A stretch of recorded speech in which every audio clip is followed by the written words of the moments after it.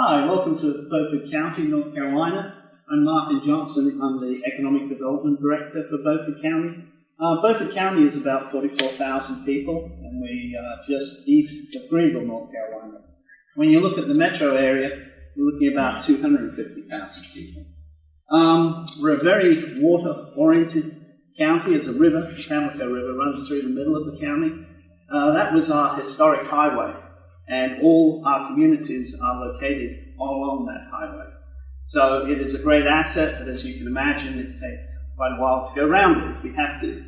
Our industry in the county is very diverse. We have mining industry here, about 1,600 people. 800 of those are with Nutrien, and then 800 are contractors with Nutrien that come and go. We also have a lot of metalworking in the county, which is associated both with the air filtration industry and a lot of repair work and maintenance for various heavy industries. There's about 700 people in that industry. Boatbuilding is probably our third largest industry with 520 people, and we make all sorts of luxury boats. And you'll hear from Mary Pinkston a little bit about Iconic Marine Group that makes some very prestigious boats. We also do have a lot of plastic injection molding, both medical and white goods, about 250 people there. And then we manufacture truck bodies, 200 people, and woodworking, about another 200. And then, believe it or not, we have aerospace with a platinum supplier to Boeing. So we have a very diverse economy. We have a very excellent quality of life around the river and around the forest. We also have a large amount of agriculture, particularly in crops and grains that we produce and export out of the county. In fact, the county is very much an export county, so a lot of money flowing in. In terms of these manufacturing companies as well, the pay is excellent. I'd like to introduce you to Lindsey, one of our manufacturers with CMW. Hi, Lindsey. Could you tell them a little bit about your company and what you do? Sure. CMW Global is a metal fabricator in the machine shop services industry. So, Martyn, what we do is we maintain and rebuild large, high investment industrial equipment for industries such as the mining industry, the pulp paper industry, petrochemical industry throughout the mid-Atlantic United States. And we also build pressure-rated heat exchangers and tanks for those same industries. The other part of our business is defense-related work, particularly in naval defense. Our company builds to print parts of missile defense systems that they use to protect our destroyers and aircraft carriers, and also subsea surveillance equipment that our government uses to protect our waters and us and our allies and neighbors in the U.S. So the craftsmen that we employ are highly efficient welders, machinists, and industrial mechanics. And it's highly technical what we do, both in the defense and the industrial sector of our business. We rely on our craftsmen a great deal to understand the technical nature of what we do, and also there's that artisanship and craftsmanship that they do. What sort of education do those people have? It varies. I tell you, we've got a few folks who are our craftsmen group that just a high school education and been through the program early enough that they've come along and grown into the company program. And then we also have a lot of folks from Beaufort Community College who have a specific technical degree in welding and machining. And I see we also have some administrative staff, like bookkeepers, accountants. We do. Our next biggest group within our organization are our engineers and project management team. And so they plan and do the shop work designs and drawings, and then we have administrative personnel and sales personnel as well. So that's one of the things I often see in companies is that they're in a particular industry, but then they use a certain technology, and they also people have certain skills. And all companies seem to need certain basic administration skills. That's right. So you could be in a different industry, but doing bookkeeping. That's right. Yeah, that does translate very well across all of these various industries. Which I think is your background, right? I shouldn't say bookkeeping, probably accounting. That's right. Licensed CPA in North Carolina. It's been a real thrill for me to get to work with all these bright engineers and welders and machinists over these last 16 years. Something new every day. Yeah. Well, thanks, Lindsey. Thanks, Mark. Lindsey represents one of, as I said, one of our larger industries, metalworking. The third largest industry is boatbuilding. Mary Pinkston is here. She's the Human Resources Director for Iconic Group, which makes some very, very nice boats. Thank you, Mark. Thank you very much. You're welcome. So could you tell us a little bit about Iconic Marine, maybe even some of its history, because I know Fountain Boats has a large history of Beaufort County. Right, and we are at the original Fountain Power Boats factory. Iconic Marine Group manufactures, designs and manufactures fountains, Donzies, and Bajas as well. So we have 3 very iconic brands. No pun intended. And we currently employ about 335 people. We've seen steady growth over the last 5 years, which is how long it's been since Iconic started up. The majority of that is in manufacturing, building the boats.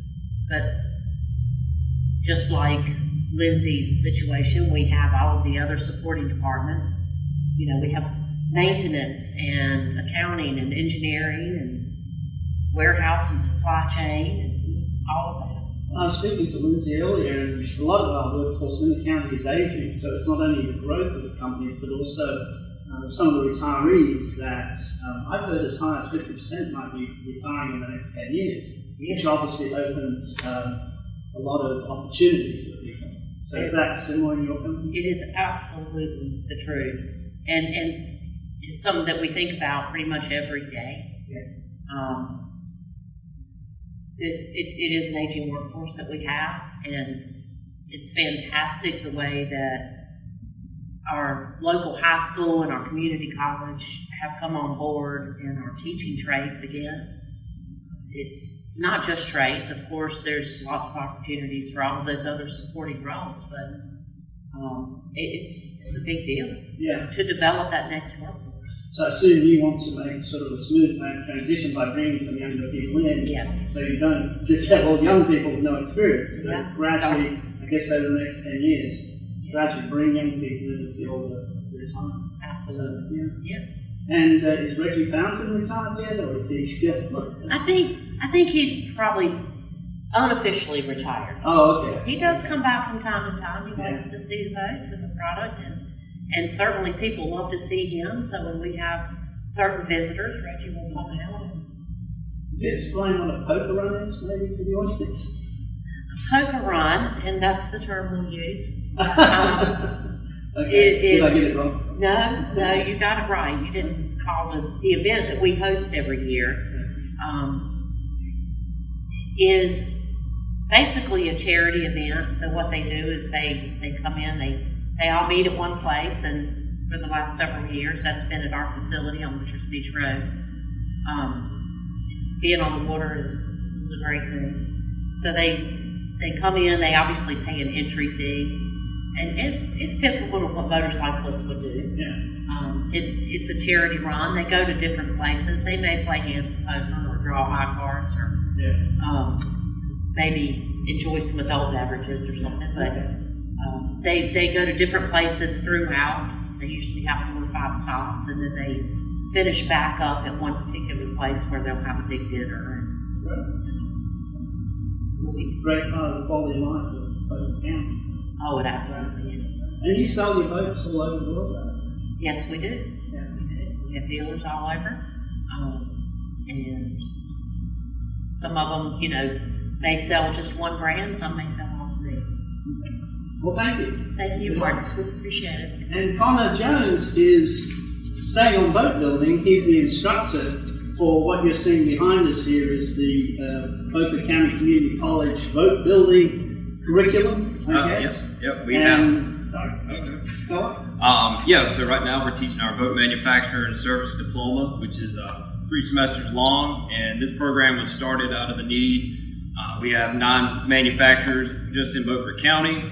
Martyn, I think you said just over 500 jobs, and there's probably about 200 jobs out there for in the industry that need to be filled, and that's our goal, is to fill those jobs. Yeah. And there's also a lot of small contractors that I think will supply Iconic, say, with a small part if it doesn't make sense for them to make it. I know there's a lot of painters out there as well. Absolutely. Boat building, boat manufacturing is it's a very skilled industry. It's not skills you're going to really pick up anywhere else. So this program is specialized to prepare students to go into places like Iconic and kind of get their foot in the door and get a head start above some of the other people.